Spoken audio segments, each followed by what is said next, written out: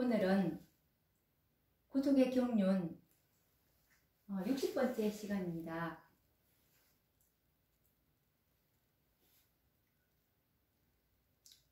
(1888년) 와그너와 존스 두 기별자를 통해서 주신 말씀이 바로 요한계시록 18장에 있는 이 일 후에 다른 천사가 하늘에서 내려오는 것을 보니 큰 권세를 가졌는데 그의 영광으로 땅이 환하여지더라 라는 셋째 천사의 기별 이후에 내려온 다른 천사. 이 기별은 예수님께서 자신의 의인 그분의 품성을 받아들이도록 초청하시면서 신의를 제시하셨고 백성들에게 그리스도의 의, 즉 그분의 품성을 받아들이도록 초청하신 기별이며 값으로 헤아릴 수 없는 그분의 품성을 속절없는 인간 대리자들에게 나누어 주시겠다고 제안하신 기별입니다. 주님의 품성은 정말 흠과 점이 없는 완전한 품성이 아닙니까?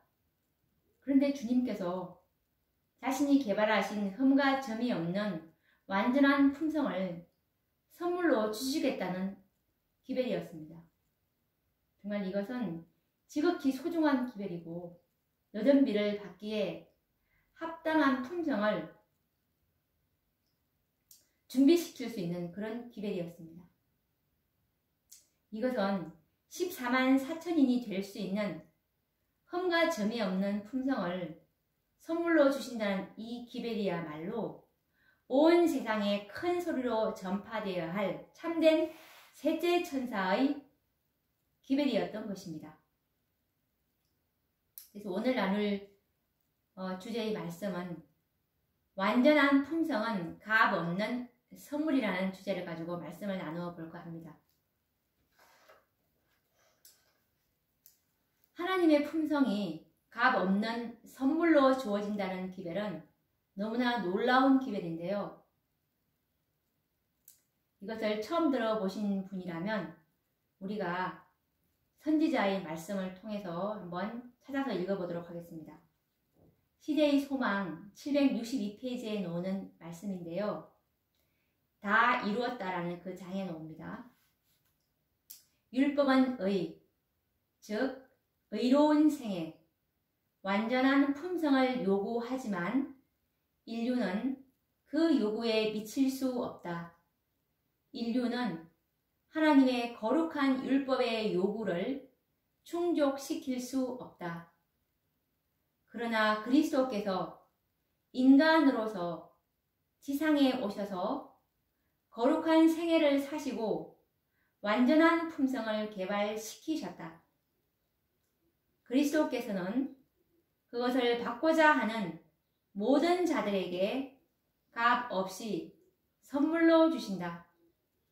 그분의 생명은 사람들의 생명을 대신하신다. 그리하여 그들은 하나님의 관용하심을 통하여 과거의 죄를 용서받는다.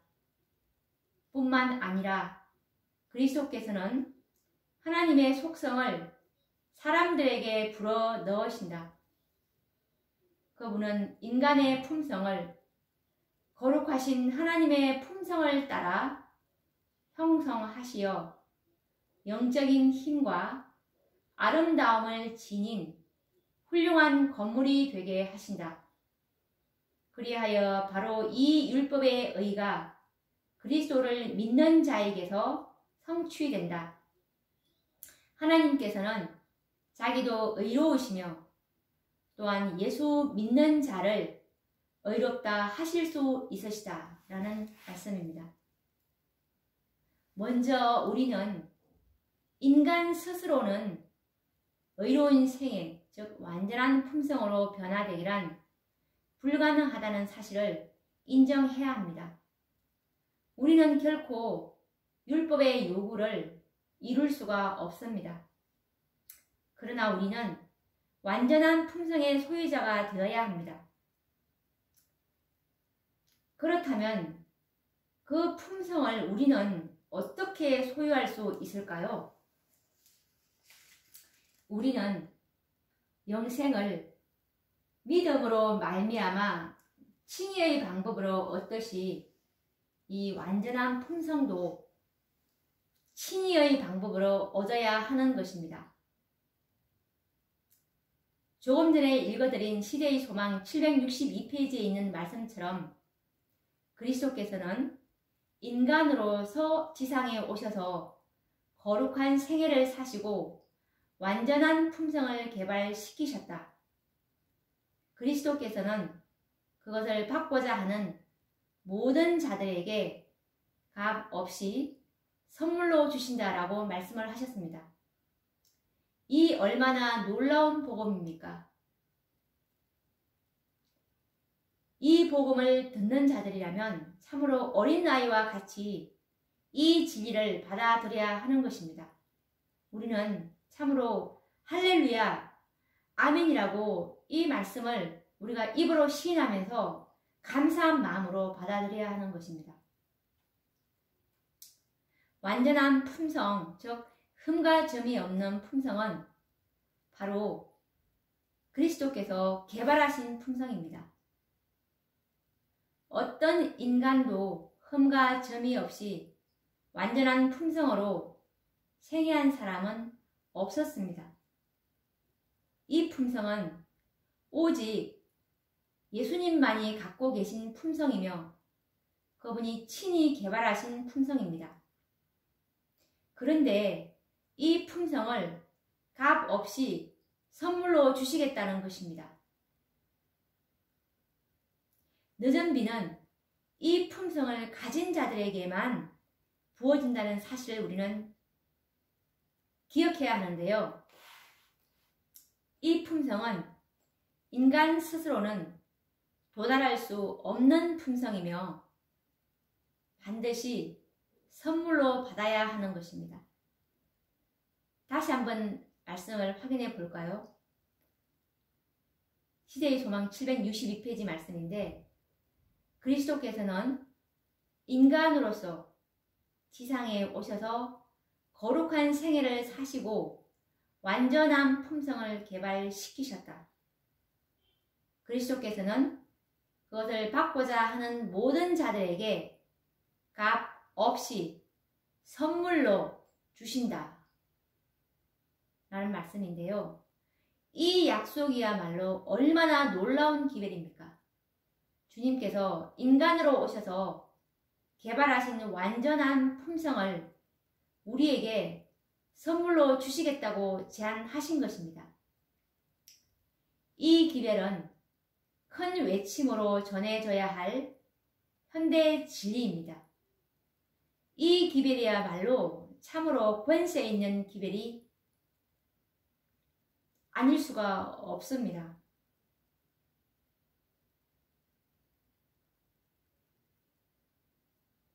이 복음을 우리는 믿음으로 선물로 받아야 하는 것입니다. 그때 주님께서 시대의 소망 762페이지 말씀처럼 선물로 받아들인 자에게 이 복음을 선물로 받아들인 자에게 믿음으로 받아들인 자에게 하나님의 속성을 사람들에게 불어넣어 주신다고 말씀하셨습니다. 하나님의 속성을 우리들의 심령 속에 불어넣어 주신다면 우리는 하나님의 형상으로 재창조되는 것입니다. 태초에 주님께서는 흙으로 사람을 빚으신 후에 생기를 불어넣으심으로 하나님의 형상을 닮은 아담을 창조하셨습니다. 지금도 우리는 말씀을 믿음으로 받아들이는 자들에게 하나님의 속성, 즉 하나님의 형상을 불어넣으시겠다고 말씀하셨습니다. 이 기별이야말로 이 시대에 가장 필요되는 현대의 진리고 셋째 천사의 기별인 것입니다. 이 복음에 의해서 이 시대의 모든 영혼들이 늦은 비를 받을 수 있게 되기를 참으로 소망합니다. 늦은 비를 받을 수 있는 이 흠과 점이 없는 완전한 품성은 내가 만든 예복이 아닙니다. 하나님께서 준비하신 예복이라는 사실을 우리는 깨달아야 하는 것입니다. 이것이 늦은 비를 받을 수 있는 유일한 방법입니다. 예수님께서 지상에 계실 때 하신 비유의 말씀을 다시 한번 우리가 이제 연구해 보도록 하겠습니다.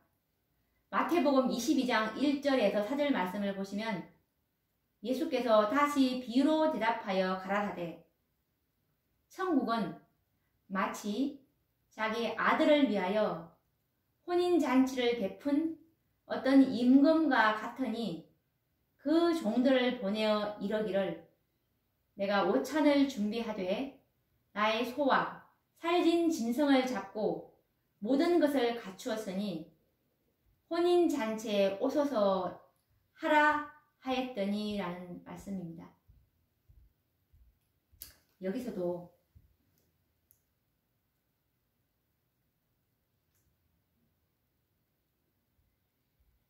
이 혼인잔치에 모든 것을 하나님께서 갖추어 놓으셨습니다. 그리고 마태복음 22장 8절에서 12절 말씀을 다시 또 한번 보도록 하겠습니다.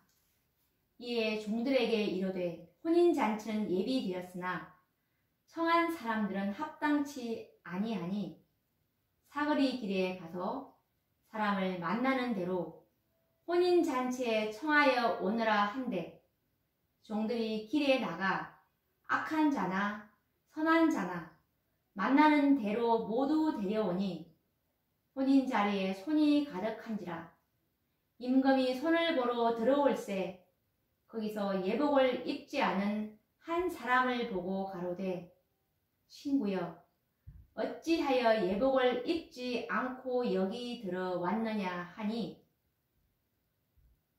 저가 유구무원이언을이라는 말씀인데요. 이 비유에는 두 무리가 구별되어 나타나는데 첫째 무리는 초청장을 보내고 종들을 보내서 이제 초청을 했는데 모든 것을 갖추었으니 혼인잔치에 오소서라고 초청을 했습니다. 그런데 그들은 오기를 거절하고 각자 자신의 일을 보려고 나갔습니다. 그리고 둘째 무리는 초청을 받고 잔치 자리에 온 것이 아니라 길을 가다가 종들을 만나서 그들의 강권함에 의해서 잔치에 참석하게 되었습니다. 그 결과로 자리가 가득 차게 되었죠. 이제 주인이 나와서 혼인 자리를 살펴보는 가운데 예복을 입지 않는 상태로 앉아있는 한 사람을 발견하게 됩니다. 그래서 마태복음 22장 12에서 14절 말씀을 보시면 가로되 친구여 어찌하여 예복을 입지 않고 여기 들어왔느냐 하니 저가 유구무원이언을 임금이 사원들에게 말하되 그 수족을 결박하여 바깥 어둠에 내어 던지라. 거기서 슬피 울며 이를 갈미 있으리라 하니라. 청함을 받은 자는 많되 택함을 입은 자는 적으니라 라고 말씀하셨습니다. 그 사람이 예복을 입지 않고 온 이 사람을 말하는데 이 사람이 왜 유구무원이었는지 참으로 의아스러운 생각이 드는데요. 이 사람은 원래 잔치에 초청받은 사람이 아니었고 잔치에 참여할 목적으로 집을 나온 것이 아니었습니다. 길을 가다가 종들의 간청에 의해서 잔치에 참여하게 된 것입니다. 그러므로 그는 예복을 준비할 시간이 없었다고 주인에게 당당하게 대답할 수가 있었을 것입니다. 그런데 그는 유구무원으로 할 말이 없었습니다. 왜냐하면 예복은 주인이 예비해 두었기 때문입니다.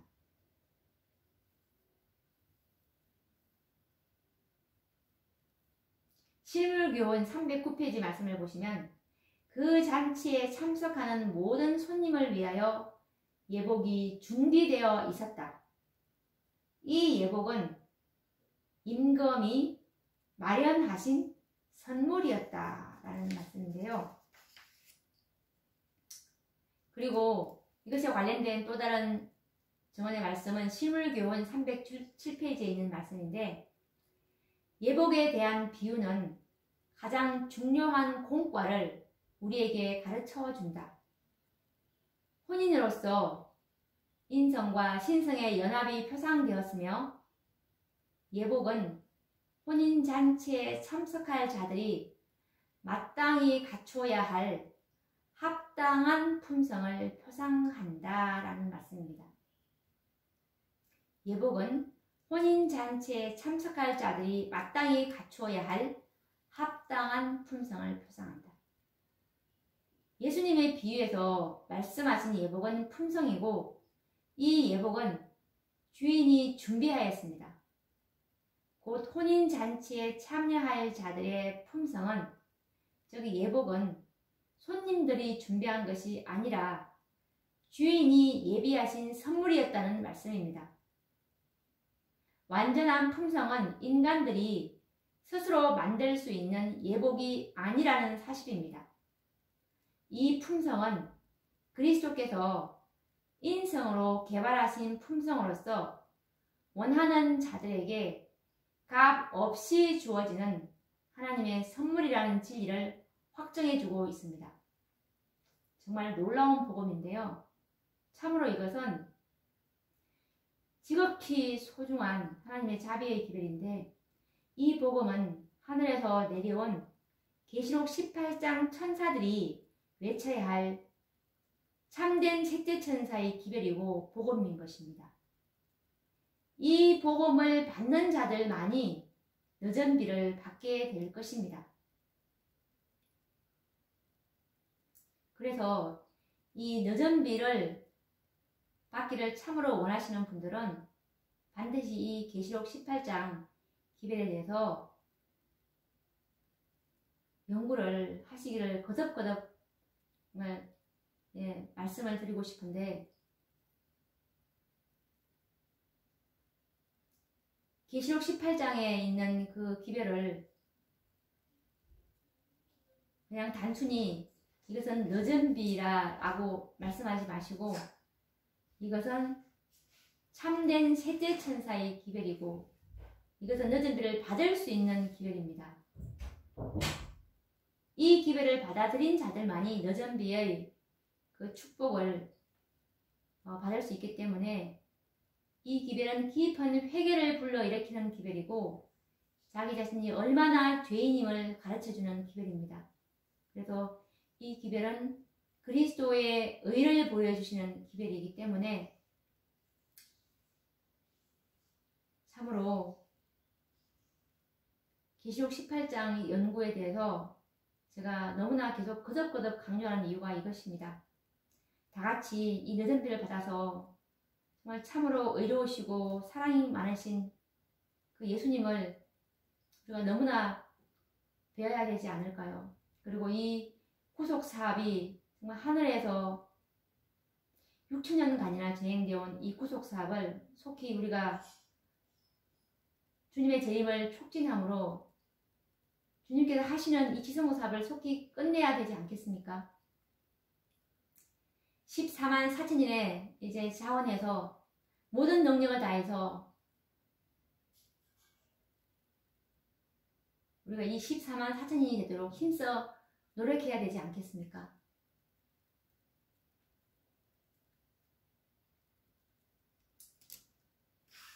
이 지극히 소중한 기별을 정말 참으로 받아들이는 그 복된 날이 되길 바라며, 또 다음 시간에 계시록 18장 기별을 또 연구해 보도록 하겠습니다. 다음 시간에 뵙도록 하겠습니다. 감사합니다.